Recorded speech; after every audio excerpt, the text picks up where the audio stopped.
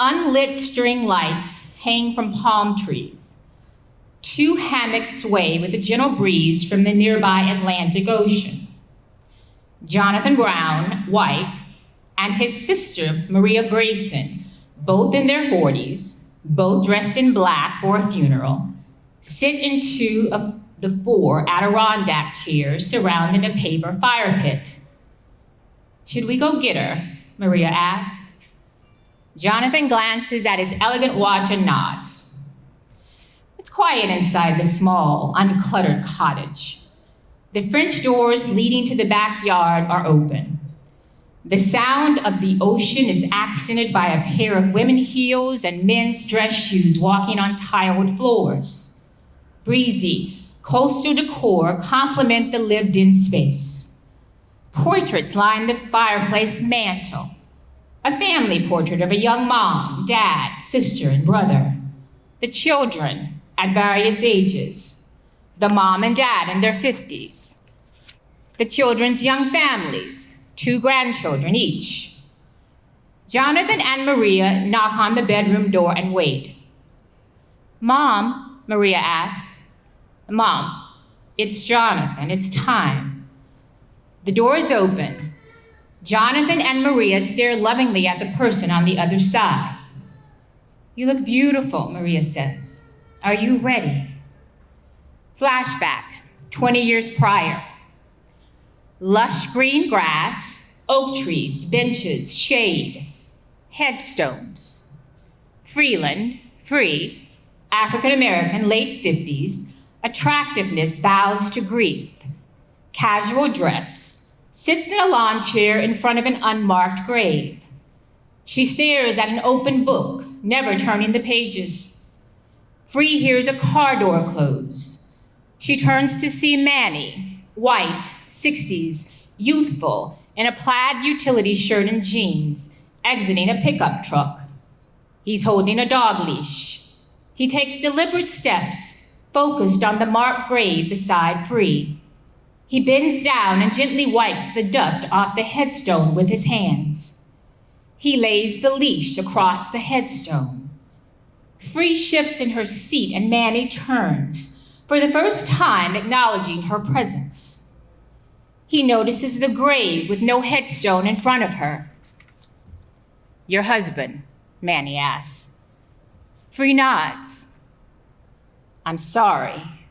How long?" 2 weeks, Free answers. Manny closes his eyes, remembering. "I'm sorry. A year for me, my wife." Free nods, crossing her arms. She's cold. Manny continues. "Derby died yesterday. The dog. It was hers. I guess he got tired of missing her."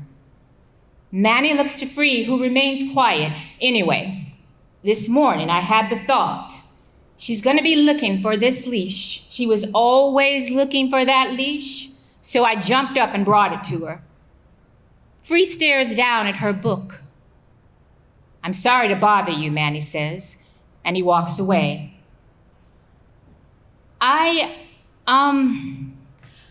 I'm not sure what I'm supposed to be doing anymore."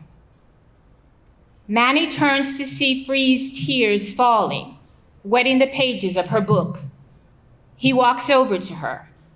He stands quietly, placing his hands in his jean pocket. "My husband, he never wanted a dog." "You did?" Manny asks. Free nods. "How long were you married?" 25 years, Free says. "He was the love of my life."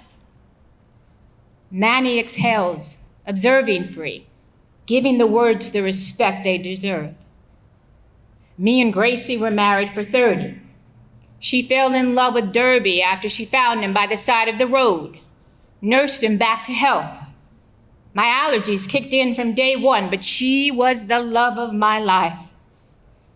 "You were allergic?" Free asked. "To dog hair. Never could have a dog as a child. We never had a dog when the children were home. But after they left, had children of their own, I think she needed something more. How did you cope? Lots of Benadryl. Free looks up at him. He smiles tenderly. He continues, Gracie always made the kids' Easter baskets. She never bought them pre-made, not once. She'd spend weeks gathering their favorite things. She'd always make me one too. When they left home, she still made me an Easter basket. How many children do you have? 2. 4 grandchildren. How about you? Free shakes her head. It's just me now. Free turns toward the unmarked grave. I'm a teacher, so I have lots of children.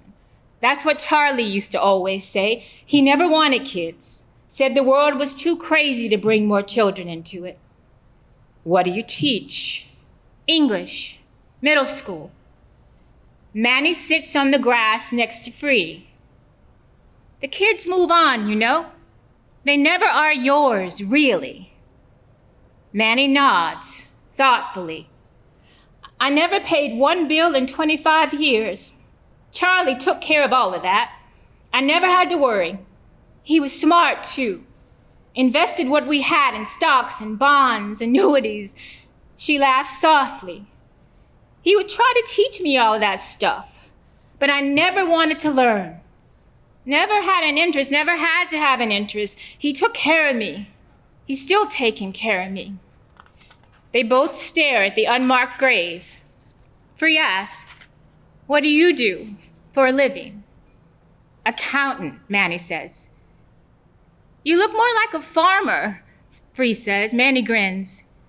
My wife's father had a firm. We both worked there until Free finishes his sentence. She passed. Manny nods. My own son owns it now. I retired early. I didn't go back after. Manny allows his words to drift away in the breeze blowing through the trees. I wanted to be a trucker, he says. I can see that. The words jar him. He sits up straighter. 10 years ago, I wanted to leave the firm and buy a truck, start my own business. I imagined myself leaving city after city just before daylight. I wanted to see the same sunrise on different roads all over the country. Why didn't you? Free asked. We had a good life, nice things. My wife was right. It didn't make any sense.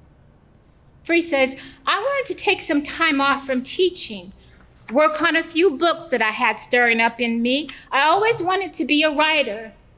I used to think if I lived in a different time, I'd have a small cottage right on the water. I'd leave the French doors open so I could hear and smell the ocean no matter where I was inside. And every day, I'd sling a worn leather messenger bag across my shoulder and ride a beach cruiser to the ocean and write. You never, Manny asked. Our life was good, routine, steady paychecks, no big worries. We were fortunate. My husband was right. Manny nods, understanding. Marriage is, they both add, compromise. Hard work, Manny says. Commitment, Free interjects. Silence engulfs them. Manny says, did you ever wonder how different your life would have been if? No, Free interjects. Me either. We were blessed to find the love of our lives. Manny stands. He turns to leave, but then he turns back. I'm Manny. Free looks up at him. Freeland, you can call me Free. Will you be here tomorrow, Free? Free turns to the unmarked grave and lets out a quick breath, trying to hold back a wave of emotion. Where else would I go? Manny places a soft hand on her shoulder. He holds it there. Slowly, Free lays her head on his hand, sobbing quietly. Back to present day. Jonathan and Maria stare lovingly at the person on the other side of the door. Jonathan reaches out to take her wrinkled hand and closes it snugly in his own. The hand belongs to Free. She's in her 70s now. She garners a smile of reassurance. Jonathan and Maria hold Free's hand as they pass by additional pictures on the wall near the fireplace. Free smiles broadly, standing in front of a beach cruiser, a leather messenger bag across her shoulder, the ocean in the background. Manny waves from the front of an 18-wheeler. Free and Manny kiss in the truck's cabin. Free and Manny surrounded by Manny's children and their large extended family, including great-grandchildren. The final picture is of Free, playing on lush green grass with the youngest of the children. She's laughing, joyful. Free. Thank you.